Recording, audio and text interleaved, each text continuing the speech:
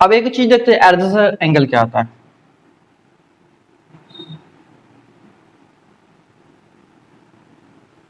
Adjacent angle समझिए क्या होता है। देखिए मेरे पास दो एंगल है, ये एंगल और ये एंगल, ये एंगल एक्स है और ये एंगल वाई है, ये अलग अलग एंगल है ना, ए बी एंड सी। इसमें एडजेसेंट एंगल क्या होगा, ये एक्स और वाई एडजेसेंट होगा। कब होगा ये, देखिए कॉमन आर्म जो यहाँ पे कॉमन आर्म जो होगा ये दोनों साइड के आर्म के बीच में होगा, एक ये आर्म है ये एक आर्म है, सेम वर्टेक्स होगा दोनों का, मतलब दोनों एंगल का सेम वर्टेक्स होगा। ठीक है, देखिए इसका भी ये वर्टेक्स है, इसका भी ये वर्टेक्स है, तो दोनों एंगल का सेम वर्टेक्स होगा। ठीक है, उसके बाद ये जो है कॉमन आर्म, ये दोनों आर्म के बीच में होगा, दोनों एंगल के जो दोनों एंगल का आर्म होगा उसके बीच में होगा एक आर्म। ठीक है, तो ये होगा मेरे पास वो एडजेसेंट एंगल, हम इसको एडजेसेंट एंगल बोलेंगे। यहां तक समझ में आया आप लोग को। इसके बाद आपको एक चीज और जानना है कि लीनियर पेयर है ना, लीनियर पेयर जो होता है, ठीक है, या लीनियर एंगल्स, किसी भी स्ट्रेट एंगल का सम जो होगा ये 180 होगा। एक स्ट्रेट लाइन पे याद रखिएगा पूरा जो एंगल होगा यहाँ पे है ना, ये सारा एंगल जो होगा 180 होगा, ये पूरा एंगल मिला के 180 होगा। ठीक है, ये एग्जाम की तरह आप लोग इसको यूज करेंगे है ना। ठीक है, ये पूरा आप एग्जाम की तरह यूज करेंगे। तो सम ऑफ, ठीक है, angles on straight line is 180।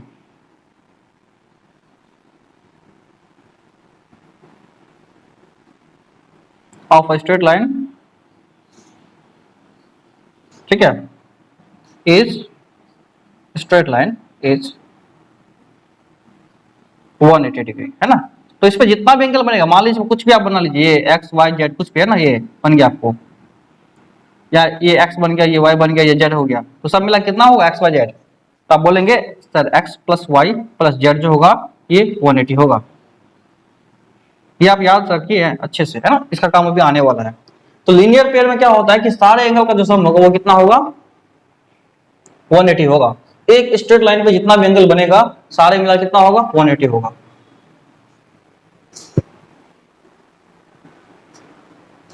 आगे मेरे पास देखिए वर्टिकल अपोजिट एंगल क्या होता है।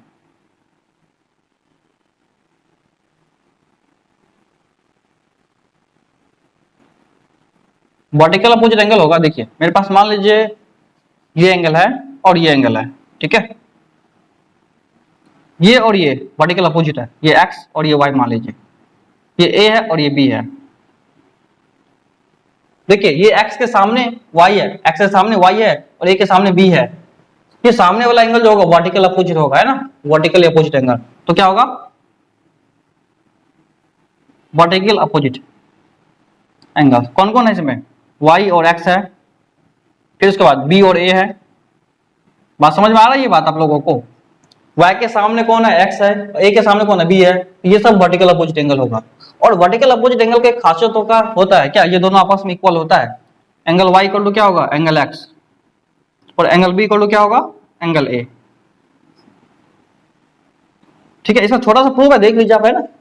वैसे कोई बड़ी जरूरी बात तो नहीं है, लेकिन फिर भी आपको बताना जरूरी है, देख लीजिए कैसे होता है ये। लेकिन ये आपको पहले याद रखना, वर्टिकल अपोजिट एंगल क्या होता है, इक्वल होता है।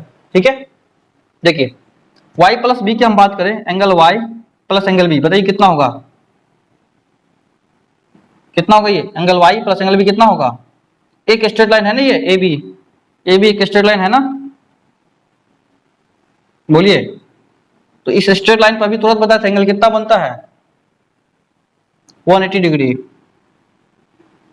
ठीक है, ये दोनों मिला के 180 बनेगा। उसके बाद बताइए आप यहाँ पे ये दोनों मिला कितना होगा, b और x, ये CD पे कितना बनेगा एंगल, b और x 180 डिग्री बनेगा ना, बोलिए। ये प्लस ये 180, ये प्लस ये 180, क्योंकि ये स्ट्रेट लाइन है CD। आप कह सकते हैं CD is a straight line और लीनियर पेयर से ये हो गया, ये भी लीनियर पेयर से हुआ है ना, लीनियर पेयर से हुआ है ना, लीनियर पेयर से हुआ। हम एलपीए भी शॉर्ट में दर्शा दे आपको, समझ जाइए लीनियर पेयर से हुआ। अब एक बार बताइए हमको, ये दोनों आपस में इक्वल है, तो क्या ये दोनों आपस में इक्वल होगा। अगर ये दोनों आपस में इक्वल है RHS, तो LHS आपस में इक्वल होगा क्या, बिल्कुल होगा है ना। ये दोनों मिलके 180 है, तो ये दोनों मिलकर 180 है, तो ये दोनों आपस में क्या होगा, बराबर होगा है ना। इसको बराबर कर लीजिए, angle y plus angle B equal to कितना हुआ, angle B plus angle x होगा ना। तो देखिए दोनों तरफ बी है ना, बी आपस में कट जाएगा, माइनस होकर इधर जाएगा तो बी कट जाएगा, तो एंगल वाई इक्वल टू कितना हो गया, एंगल एक्स हो गया। तो हमने क्या बोला अभी, ये वर्टिकल अपोजिट है और बराबर होगा, angle y equal to angle x हो गया। ठीक है, तो ये बात आपको याद रखनी है। ठीक है, ये बहुत इंपॉर्टेंट चीज है कि वर्टिकल अपोजिट एंगल इक्वल होते हैं। एग्जाम्पल को समझते हैं हम लेके, क्वेश्चन में दे रखा है मेरे पास, स्टेप आपको क्वेश्चन दिया रहेगा, मान लीजिए ये ऐसा है, ये और ये ऐसे देखा है, ये x है, ये 2x प्लस 50 है, ये x है, ये 2x प्लस 50 है, और ये 2x माइनस 100 है। ठीक है, आपको बताना है क्या, देखिए आपको बताना है कि find the value of x, x क्या होगा। तो कैसे आप पता करेंगे x क्या होगा।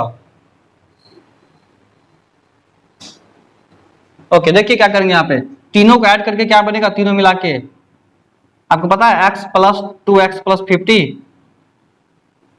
प्लस का 2x माइनस 100 कितना बनने वाला है, 180 बनने वाला है। ठीक है, तो 180 क्यों बनने वाला है आपको पता है, क्योंकि लीनियर पेयर से होता है ये ना, स्ट्रेट लाइन है, ये ए बी एक स्ट्रेट लाइन है, ये दिया हुआ ए बी स्ट्रेट लाइन है, इसमें तीनों मिला के 180 बन रहा है ना, तो ये लीनियर पेयर से आएगा। ठीक, देखिए x plus 2x 3x, 3x plus 2x 5x, और 100 में से 50 गया माइनस 50 इक्वल टू 180। देख लेते हैं कितना आ रहा आंसर। ठीक है, चेक कर लेते हैं, ये हो जाएगा प्लस होगा 5x इक्वल टू कितना 180 प्लस 50, 180 प्लस 50 कितना बताइए, कितना 0 3 230, तो x कितना होगा, देयरफॉर x निकालिए 230 बाय 5, 5 4 जा 20 और 5 6 जा। ठीक है, ये हुआ आपको, तो x कितना हो गया 46 डिग्री। सबका आंसर ये आया था क्या, ये तो आपको x निकला, सिर्फ ये एंगल निकला, आपको ये भी निकालना है। तो कैसे निकालेंगे, इसके जगह ये तो हो गया आपको कितना, ये हो गया 46 डिग्री। अब ये निकालिए कितना होगा 2x प्लस 50, मतलब 2 इंटू 46 प्लस 50, ये कीजिए कितना होता है, ये आपको होगा 0 और 140 डिग्री। ठीक है, और ये 140 आ गया, इसको निकालिए कितना होगा। ठीक है, 46, ठीक है, और माइनस 100, सॉरी 46 इंटू 2 माइनस 100। ठीक है, कितना का मेरे पास ये 92 और माइनस 100 कितना का माइनस 60 डिग्री। माइनस 60 डिग्री कहने का मतलब ये हुआ कि एंगल नेगेटिव में होगा। ठीक है, ये एंगल थोड़ा सा अलग बनेगा, मतलब बस आपको बस ये वैल्यू बताना था। ठीक है, ये आपको बताना था कैलकुलेशन कैसे करना है इस टाइप का सवाल को। ठीक है, लेकिन आपको ऐसा दिया रहेगा कि जो माइनस में नहीं आएगा वो आपको दे के बनाएगा सवाल, ऐसा दिया रहेगा कि एंगल सब पॉजिटिव में आ जाए। ठीक है, ओके, एक और चीज बता रहे तुमको, prove that sum of all the angles, sum of all the angles around a point is 360 degree. कैसे बनाएंगे, एक पॉइंट के चारों ओर का जो एंगल होगा टोटल वो क्या होगा 360। तो पॉइंट पे क्या होगा मेरे पास, देखो पॉइंट में इसी टाइप से एंगल होगा ना, इधर और इधर, ऐसा ही तो होगा एंगल। तो ये एक पॉइंट है मेरे पास यहाँ पे, इस पॉइंट के देखो, इस पॉइंट पर हम एक लाइन ड्रॉ कर दिए, तो आधा लाइन ऊपर जाएगा आधा लाइन नीचे जाएगा, ये पॉइंट के चारों ओर आधा पॉइंट ऊपर आधा नीचे, तो ऊपर वाला एंगल ये कितना बनेगा 180 और ये 180, टोटल कितना 360। इस टाइप से तुम प्रूव कर सकते हो। ठीक है, कि this is 180 and this is 180 linear pair से, so therefore sum of all the angles around the point is 360। तो प्रूव कर सकते हो, इसके बाद लिख सकते हो ना, इसमें एक स्ट्रेट लाइन ड्रॉ करना होता है इसमें। ठीक है, क्या लिखेंगे इसमें, देखो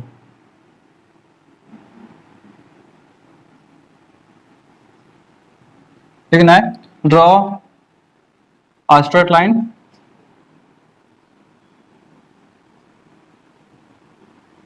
पासिंग थ्रू पॉइंट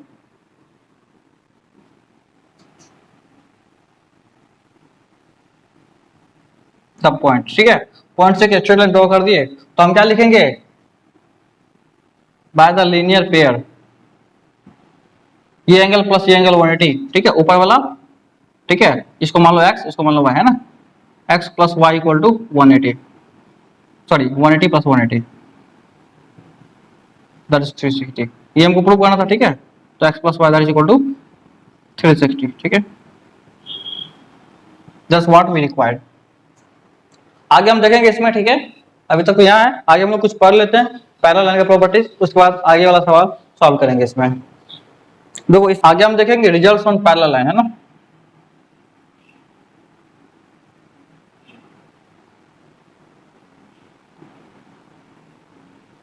मतलब पैरेलल लाइंस पे क्या क्या रिजल्ट होते हैं उनको हम प्रूव करेंगे क्या करके। सबसे पहले पैरेलल लाइन क्या होता है उसको हम जानते हैं, जान लेते हैं क्या होता है पैरेलल लाइन, ठीक है। ठीक है, दो लाइन अगर आपस में कभी ना मिले तो उसको हम बोलते हैं पैरेलल लाइंस, ठीक है। क्या होगा, if two lines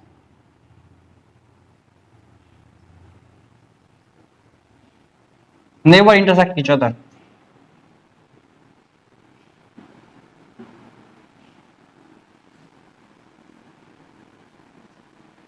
called parallel lines.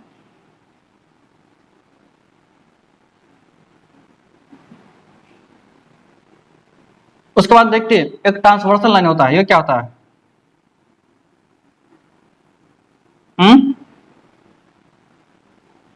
Transversal line के बारे में बताइए, किसी को पता है तो क्या होता है।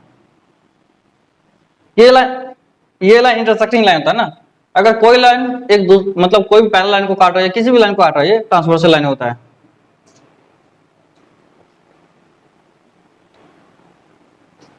बात समझ रहे हैं, देखिए इसको हम लिख सकते हैं क्या, a straight line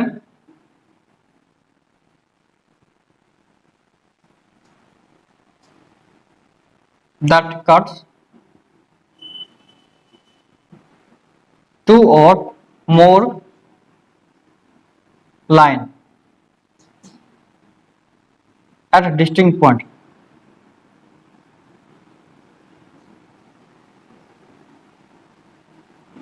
ठीक है, मतलब दो या दो से ज्यादा लाइन को काटेगा अलग अलग पॉइंट पे, that is called transversal line, ठीक है। एग्जांपल के तौर पे देखिए ये दो लाइन है, इसको काट दे एक लाइन, है ना, ये ट्रांसवर्सल हो गया, ठीक है। ये जो लाइन है ये दोनों आपस में पैरेलल है, एल और एम आपस में पैरेलल है, और ये ट्रांसवर्सल है, तो हम क्या लिखेंगे, L M, L parallel to M, ये पैरेलल का साइन होता है, ठीक है, दो को बराबर, दो को मतलब वर्टिकल लाइन दे दीजिए, ये पैरेलल का साइन होता है ना, एल पैरेलल टू एम, और ये ट्रांसवर्सल लाइन है, इसका नाम एन दे दीजिए कुछ भी, एंड एन इज ट्रांसवर्सल, ठीक है, यहाँ पे एन जो है ट्रांसवर्सल लाइन। आई होप कि ये बात क्लियर हुआ होगा आपको, है ना, ठीक है। तो इसके बाद आगे हम इसका रिजल्ट देखते हैं, कुछ पैरेलल लाइंस पे कुछ रिजल्ट होता है, कुछ एंगल बनेंगे, ठीक है, कंप्लीमेंट्री, सप्लीमेंट्री, ठीक है, सॉरी कंप्लीमेंट्री, ये कोरस्पोंडिंग एंगल बनेगा, वर्टिकल अपोजिट एंगल बनेगा, उसके बाद कोरस्पोंडिंग एंगल, और क्या कहते हैं देख लेते हैं क्या क्या एंगल बन रहा है, ठीक है, सबका नाम हम देख लेंगे, उसके बाद उसको हम एक एक करके याद रखेंगे, क्योंकि ये एंगल्स बहुत काम आने वाला है अभी आगे। अब देखिए मेरे पास दो पैरेलल लाइन है, ये और ये पैरेलल लाइन है, ठीक है, ये कट किया गया है, ठीक है, किसी एक ट्रांसवर्सल लाइन से, इसमें देखिए क्या क्या एंगल बनेगा, है ना, ये A B C D E F G H, कुछ भी कह सकते हैं, नाम दे सकते हैं ना, ये सब एंगल बनने वाला है, इनका हम नाम लिखेंगे क्या क्या है ना। देखिए इसमें सबसे पहले देखेंगे, ठीक है, इसमें देखिए कोरस्पोंडिंग एंगल क्या क्या होगा,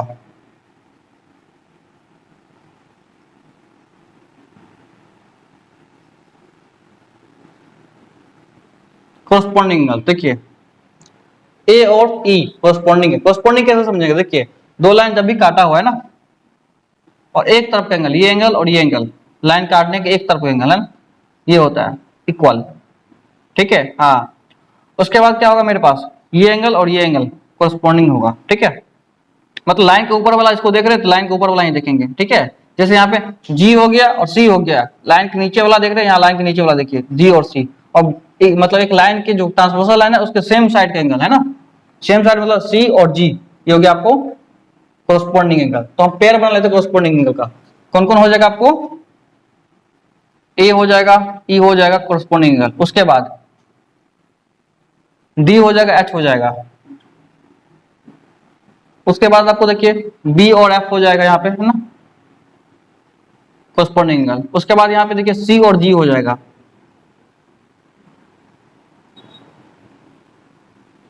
ये सब क्या है, कोरस्पोंडिंग एंगल है। एक बात और आपको समझना क्या है, कोरस्पोंडिंग एंगल आपस में इक्वल होता है हमेशा, ठीक है। ये एक्सियम है, इसको आप याद रखेंगे एक्सियम के तौर पे, कि जितने भी कोरस्पोंडिंग एंगल होगा वो आपस में क्या होगा, इक्वल होगा, ठीक है।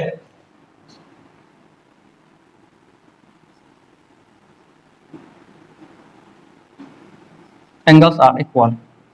एग्जाम्पल के तौर पे देखिए, ये ए और ई बराबर होगा आपस में, angle A equal to angle E होगा, ठीक है। Angle D equal to angle H होगा, और angle B equal to angle F होगा। उसी तरह से angle C equal to angle G होगा। ये आपको याद रखने हैं। All corresponding angles are equal, that's true for all the corresponding angle, ठीक है। जितने भी कोरस्पोंडिंग एंगल होगा वो आपस में क्या होगा, इक्वल होगा, ठीक है। आगे देखिए, इसके बाद हम क्या करते हैं, सेकेंड में अल्टरनेट एंगल फाइंड करते हैं।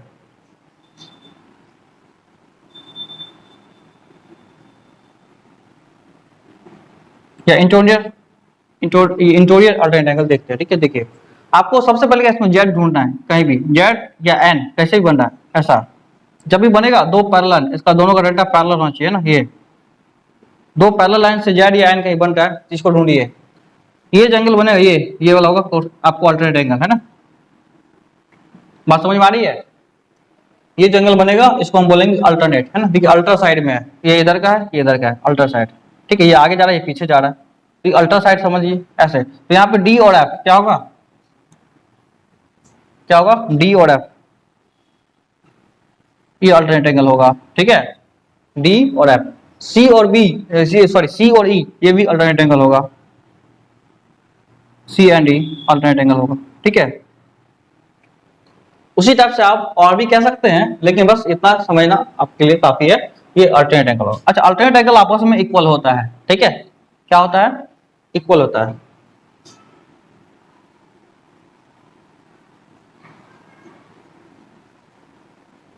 अल्टरनेट एंगल्स आर इक्वल, इसको आप याद रखेंगे, ध्यान रखेंगे। जितने भी अल्टरनेट एंगल है वो आपस में इक्वल होंगे, ठीक है। आई थिंक ये क्लियर है बात आपको। मतलब एंगल डी होगा, ये एंगल डी है एंगल एफ के बराबर, angle D equal to angle F होगा। उसी टाइप से एंगल सी बराबर एंगल ई होगा, angle C equal to angle E होगा। ये बात आपको समझ में आई। उसका बनेगा कंजुगेटिव इंटीरियर एंगल, है ना। क्या है कंजुगेटिव इंटीरियर एंगल। नेक्स्ट है को इंटीरियर एंगल। मतलब कंजुगेटिव इंटीरियर एंगल क्या होता है, देखिए दोनों एंगल जब ये पैरेलल लाइन है, ठीक है, ऐसे दो पैरेलल लाइन होगा, ठीक है। इसको जो एंगल कोई काटे, ये कोई ट्रांसवर्सल काटेगा, ये एंगल और ये एंगल जो बनेगा ये है ना, इसको देखिए, ये बहुत कंजुगेटिव इंटीरियर एंगल, है ना। लगातार अंदर का एंगल जो है ना, कंजुगेटिव इंटीरियर एंगल होता है, ठीक है। तो यहाँ कौन होगा, सी और एफ, ये कंजुगेटिव, सी और एफ क्या होगा, कंजुगेटिव इंटीरियर एंगल। उसके बाद डी और ई, ये क्या होगा, कंजुगेटिव इंटीरियर एंगल, ठीक है। और एक बात याद रखिएगा, कंजुगेटिव इंटीरियर एंगल का जो सम होता है वो 180 होता है, ठीक है। ओके, तो सम ऑफ, ये आपस में इक्वल नहीं होता है ना, ये मत समझिए, ये आपस में इक्वल नहीं होता है ना, नॉट इक्वल। जरूरी नहीं इक्वल हो, है ना। ये कंडीशन के हिसाब से होता है, कभी हो भी सकता है, नहीं भी हो सकता है, ठीक है। लेकिन ये अच्छा देखिए, जब इक्वल कब होगा, जब दो लाइन है और आपस में काट रहा है, परपेंडिकुलर हो रहा है, तब ये आपस में इक्वल होगा। जब परपेंडिकुलर होगा तब, जब 90 बनाएगा तब दोनों पे, अदरवाइज ये नहीं होगा इक्वल, ठीक है। तो आप ऐसे समझिए, सम क्या होता है, देखिए सम ऑफ कोइंटूर एंगल कितना होगा, 180, angle C plus angle F कितना होगा, 180 होगा, ठीक है। उसी टाइप से angle D plus angle E, angle D plus angle E, ये 180 होगा, ठीक है। ये चीज आप याद रखेंगे, ठीक है, यहां तक देख लीजिए। वर्टिकल अपोजिट एंगल क्या होगा इसमें,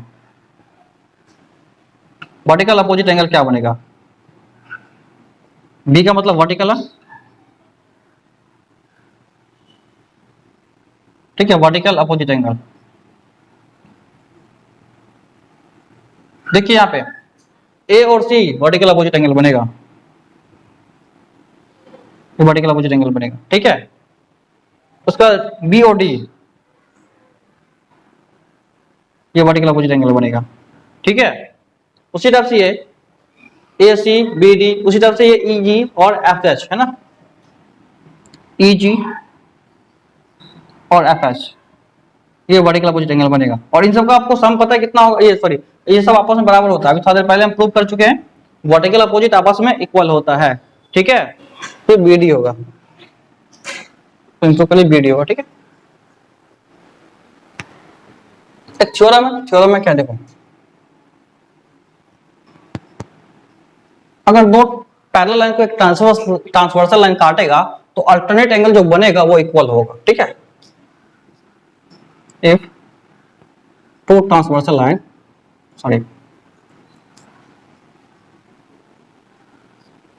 parallel lines are cut by a transversal line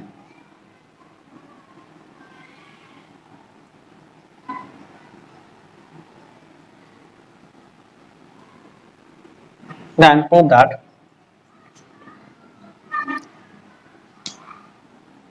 alternate angles are equal।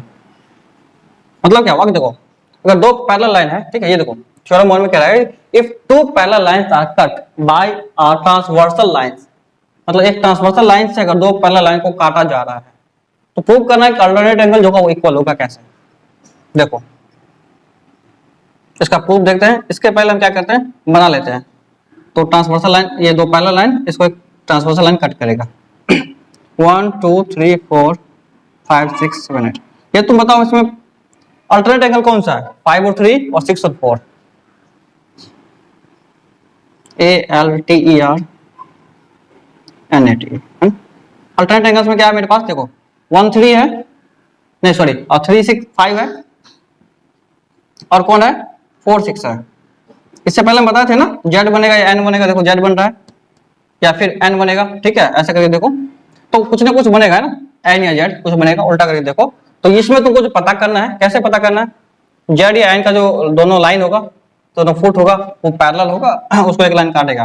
तो ये अल्टरनेट, एक देखो एक आगे जा रहा है एक पीछे जा रहा है एंगल, ये एंगल ऐसे बन रहा है, वही अल्टरनेट होगा, ठीक है। इसके बाद बताए ये जो एंगल होगा इक्वल होगा, कैसे प्रूव करना है। देखो सबसे पहले एक बार बता दूं उनको, 1 किसके बराबर होगा, 3 के बराबर होगा प्रूफ में, 2 प्रूफ 3 5 के बराबर, 4 6 के बराबर होगा। तो ये बताओ हमको एंगल 1 इक्वल टू एंगल 3 होगा, कैसे होगा बराबर, वर्टिकल अपोजिट एंगल प्रूव कर चुके हैं अभी थोड़ा देर पहले प्रूव किए। वर्टिकल अपोजिट एंगल आपस में इक्वल होता है तो 1 3 के बराबर होगा, बस सही है। उसके बाद ये बताओ हमको 1 जो है 5 के बराबर होगा, क्यों होगा, कोरस्पोंडिंग एंगल है, हम बोले इसको एक्सियम की तरह यूज करेंगे, angle 1 equal to angle 5 corresponding angle.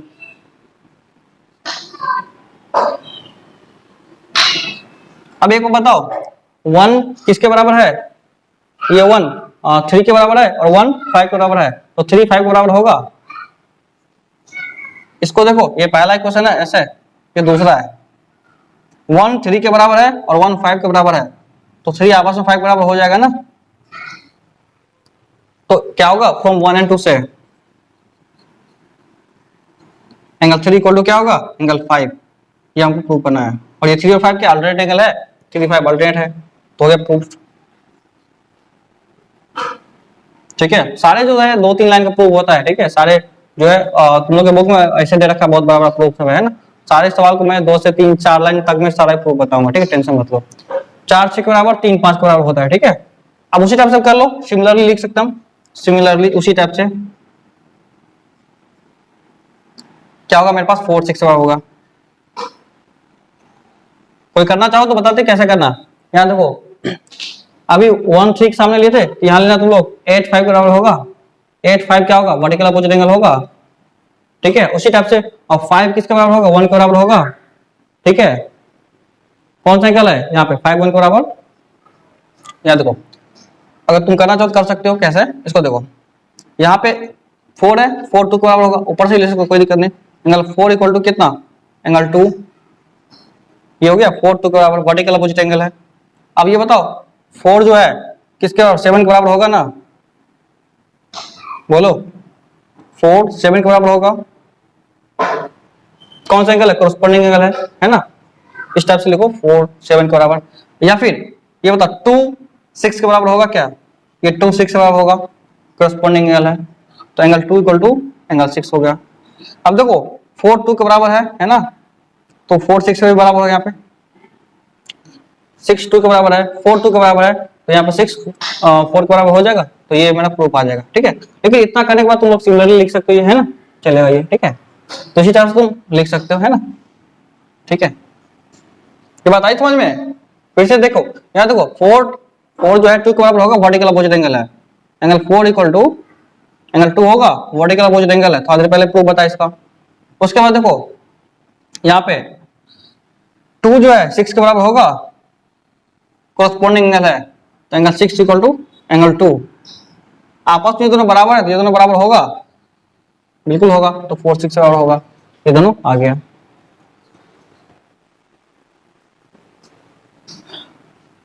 Theorem 2 है, if 2 parallel lines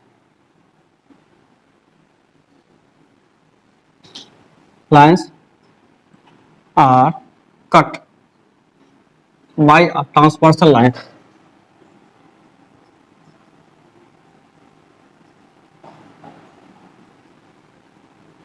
if 2 parallel lines are cut by transversal lines, then the sum of consecutive interior angle, sum of co-interior angles are supplementary.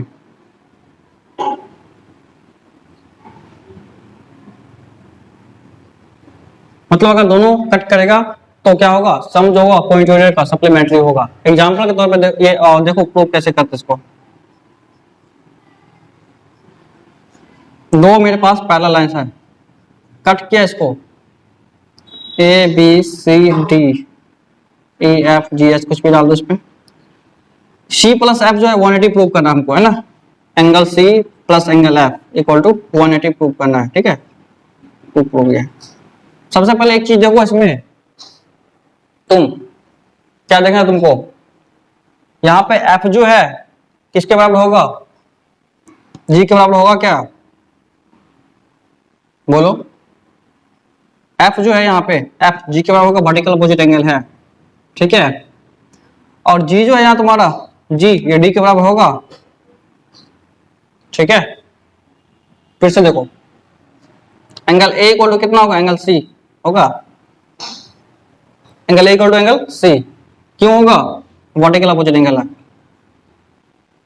पहला question माना इसको और लिखो यहाँ पे vertical opposite angle, B opposite angles. ठीक, दूसरी बात यहाँ पे ए हो गया तुम्हारा सी के बराबर।